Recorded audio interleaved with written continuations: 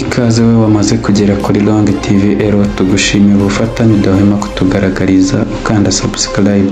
Uyu ni wa mwanya w'amakuru mu Kinyarwanda rero mugezweho nanjye Hasani ku bufatanye bwa Long TV Ero. Turagushimiye we wamaze kuhagera.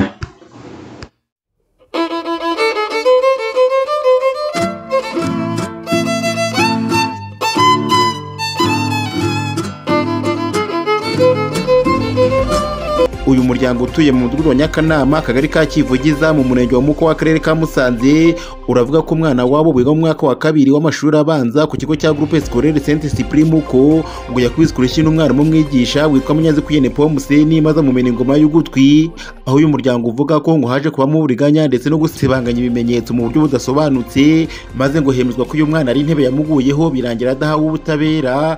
Kuri ubu ngo uyu muryango ukaba uhanganye n'ikibazo cyo kumuvuza. Ikibazo mfite nifuzaga nka leta y'ubumwe ngo bandenganure umwana wanje bamfashe agira ubuzima buzima. Abatuye muri aka gace nabo baravuga ko uyu mwana ndetse n'umuryango we batahawe ubutabera, aho bavuga ko bakurikije uko byagenze babona iki kibazo kitarakemuwe uko bikwiye, bakavuga ko hashobora kuba hari ikibyihishe inyuma badatinya kuvuga ko ari ruswa, bagasaba ko iki kibazo cyakurikiranwa mu bushishozi. Bamugize injiji bamubwira ko umwana ari intebe yamuguyeho n'iki n'ibyo ngibyo, namwe muri kubona nta busobanuro bufatika afite.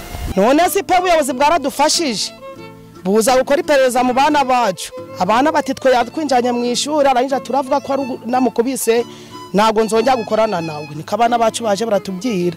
Cyokoze nk'ubuyobozi bwaradufashije bukurikira iperereza ry'abana, baraza baramufata baramujana, tavuga tuti ubwo bamujanye burabigiye gusobanuka, twaje kubona tubona aragarutse batereye iyo nkubu. Mbese ubwo uri kumva ni za ruswa bora bari kuvuga, ntago yapfa kuva muri ya na ruswa mu bigaragara. Rwanda rugufi no mpamvu tuzahora turi gupfunagazwa rero. Uyu mwarimu adutangariza ko imivugo hari kumubeshyira ndetse no kumuharabika, kuko ngo amasaha bigwa ko uwo mwana yaba yarakubitiweho uyu mwarimu ngo atarari mu kazi, dore ko ngo hari n'ibimenyetso birimo n'amashusho agaragaza ko yari yagiye mu mwarimu sako, hagati aho ngo nawe akaba yaratanze ikirego aregera kumubeshyira no kumuharabika.